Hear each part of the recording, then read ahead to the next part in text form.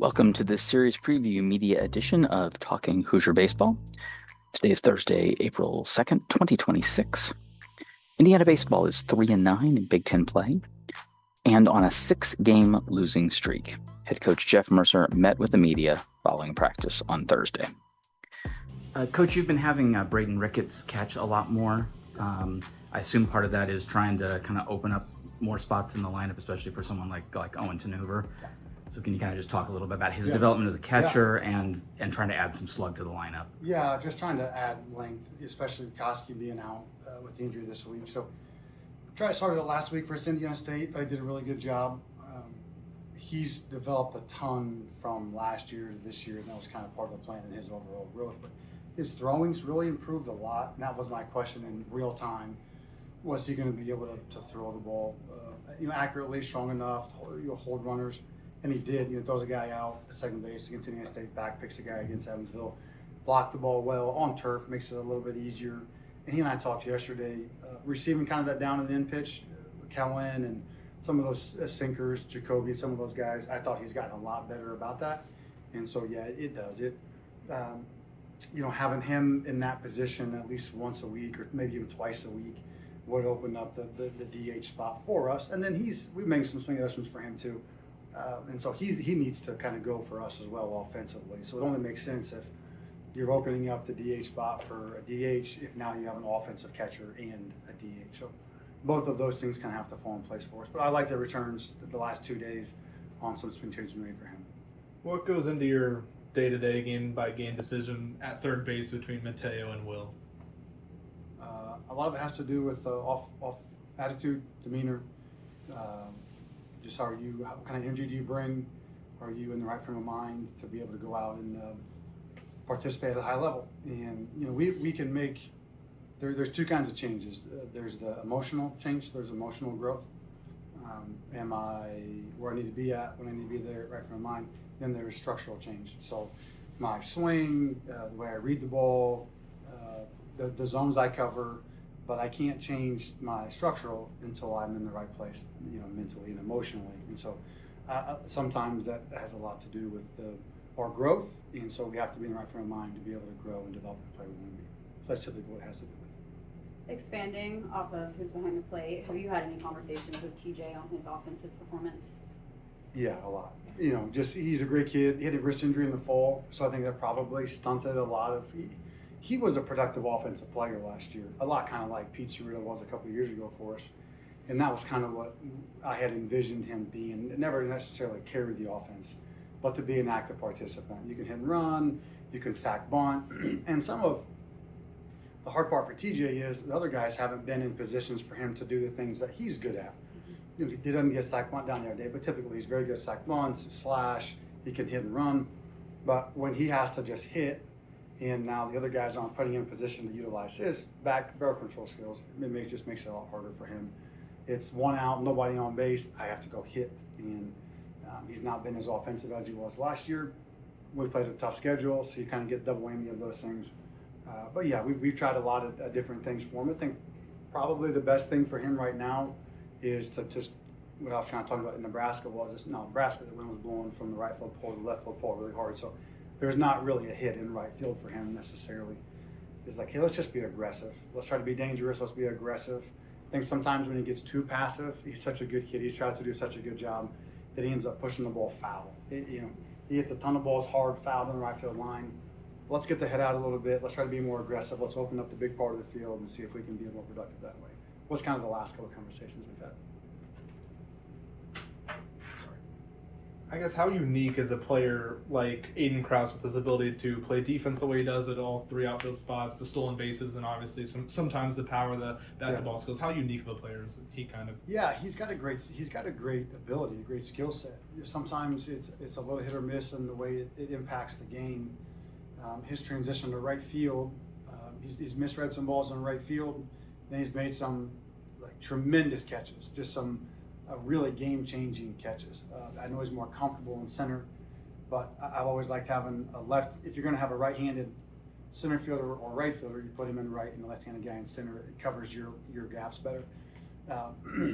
But I think so. It's like I've seen him make some great plays, and I've seen him misread some balls, and he's trying to get better at it.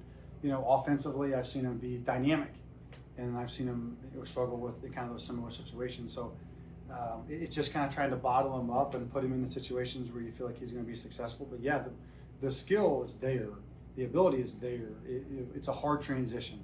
Wood bat, junior college, to this level of baseball every day is a big jump. And so you hit the ball on the barrel with the metal bat, it goes a little bit further. Sometimes those balls drop with the wood bat. And there's a lot of different things the way I bunt the ball. I bunt the ball the same way with the metal bat and the wood bat. It goes a little farther. The bunt's not as successful. There is a transition to it. Metal bat, when you're in the outfield, the ball is a lot higher. It's a lot farther. It's super windy here as compared to where he's from. So there's just a lot of factors that go into it. For an older player, I understand. I keep that stuff in mind and I'm not blind to it. But yeah, when he's going and he's good, like he was there for a couple of weeks, it really changed the game for us. We beat UCF and played off against Notre Dame, had a couple of hints against North Carolina. And so he was kind of going there early. When he's like that, he's been really good. Year over year. I mean, you kind of warned us about this up front, that slug was going to be a little down year over year. Yeah. It's down a lot over year. Do you think these guys have another level in them to Yeah. be able to improve that? Yeah, you're exactly right.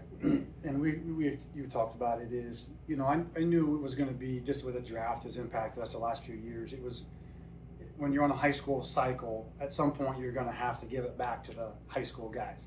And you have to trust them to grow up. And just like we did, 4 or 5 years ago now, and trusted that freshman group, the next year we really blew up and made a run there. But this is just that year. Now, what I thought was structurally, when I looked at the numbers, I thought we could, score 5 to 7 runs and really stack it up on the mound and give up 3 to 4 runs and try to win 6 to 4. Play good defense, really pitch it.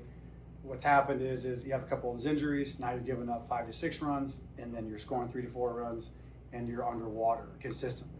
We've lost 6, 7, 8 one-run games, and every game's been tight. We're just underwater as far as offensively, and then it makes it really hard to figure out how to stack your on the mound. So in the years past, we'd open a game up. You're up 8-2. You go TBD. You go Friday game TBD. And then whenever game you're in the lead, you stack your arms up and then you fight it out on that third game if you have injuries, kind of like we've had. So that's where we've not opened games up offensively. So you're always in a position of trying to advance the game on the mound, and eventually you lose it late because you're not putting them away. I think offensively we've been stunted by, kind of talked about it, it's like there's an emotional part of it. I get emotional, frustrated, I experience failure.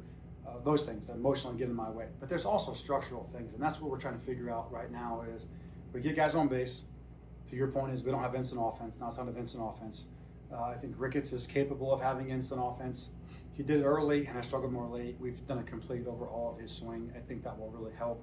Tanover, I think, is going to have a chance to really impact us. We had a deal where he couldn't start on Tuesday, got in there. I would say he'll be in there more often, kind of moving forward, and that would really help. I think Koski is going to be able to do that. He's shown more and more propensity to do that. And then you're looking at Jake and Hogan. So I think we're going to slug more. I think there's some swing changes in there we can do. But the big one is how do we handle the on-base situations, which we haven't been good enough at. So there's 2 ways. One is a guy jumps in the zone early, and we take it early, and then we try to settle into an at bat, and then we get to a corner pitch. We've hit into so many double plays and weak outs with guys in scoring position by mishandling that. So I don't know that we're going to slug. I think there's more slug coming, but the big way for us to work our way out and to create more space for us is to hit the first one that's over the middle, not settle into an at bat, and then cover the part of the plate that I can handle. We swing at.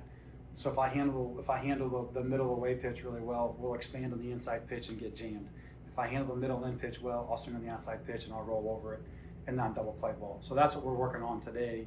Is we have to just keep having situations and put them in there over and over again. So that will help us to add and then have a better lane of length. But I do think that there's more slug coming. We just have to make the adjustments to get there. When you talk about those early counts, because you've had a lot of looking strikeouts lately, Yes. is that part of that about trying to make that contact earlier in the at-bat? Yes. So if I want to end the at bat on my first swing, it's always the goal. because if I swing at the first pitch I swing at, it should be the best pitch that I get, and so I should my first choice is the first one that I swing at. I should end the at bat there, so then I don't have to make that swing decision late. We have guys that become passive, and perfectionists with 2 strikes. And so if you're going to give the guy the autonomy to I'm okay with you walking, I'm okay with you advancing the at bat into a full count territory, then you have to trust the guy to be competitive to strikes late. And there are times to a frustrating point is we become passive late. You walk before you hit. The best way to clear it up is I get a guy on base. The first one I hit is, or the first one that I get that's up over the middle that I hit, and I end the at bat there, and then I'll have to advance it to where I'm always having to make 2 strike decisions. And sometimes I get drilled. Sometimes the guy throws a backdoor slider. Some of the staffs that we faced recently are good. Minnesota staff was good. Nebraska staff obviously is very good. So you get some of those backdoor sliders that'll get you, or a guy drills a fastball in late and it locks you up. We've had more than our fair share of, non-competitive, middle-of-the-way fastballs looking for strike 3. Well, if we end the at bat early, we don't get in as many situations like that, and we do have better with 2 strikes. Kind of a weird start to the season for Mostalski, but he slowly worked his way into a bigger role. How important is he for you guys right now? Yeah, I've not had a guy get hit by a car, and I'm 2 weeks behind because I got hit by a car walking across the street. Thankfully, everything was fine, but he's been huge for us. He's been huge, for a freshman, lightly recruited. We liked him. Obviously, Coach Bishop Andrean, the all-time winningest coach, most state championships, so you trust the program that he came from. I liked him, pitchable in high school, but it wasn't a huge prospect by any stretch. But to see him walk in and, knock on wood, have a 2.5 and throw a bunch of innings and be a leverage guy for you, opener on the midweek, you look at where that looks, where that trends in the next 2 years. You got a real guy there. It's like, I was I call him the walking spin ball machine because it's 4 pitches and it's on time and it's uncomfortable and it's in and out, and he just does a really good job. But I thought, when you look at the first 4 innings of that Evansville game, you go Mostalski 2, Javi Carrera was electric 3 to 4 with a really good changeup, landed a slider, a couple strikeouts, and then English, he kind of did the freshman thing where he loses track of the pitch clock and we throw one to the backstop, and then he goes strikeout, single, pop up, whatever it was, but he gets out of it and manages it. First 4 innings there with I guess 4 of the first 5 are freshmen. And really, really good innings, really good stuff. You love where that group is going. It's been exciting to watch that for all 3 of them. So what's the pitching plan for tomorrow? We'll start with Newbeck. We'll go TBD on Saturday and then Thomas on Sunday. Will he be on a limited pitch count because of the shorter rest? I'm kind of by performance. Okay. If he's rolling, feels good, we'll keep going. If he doesn't, then, but not going into it necessarily. Can you elaborate? You got hit by a car?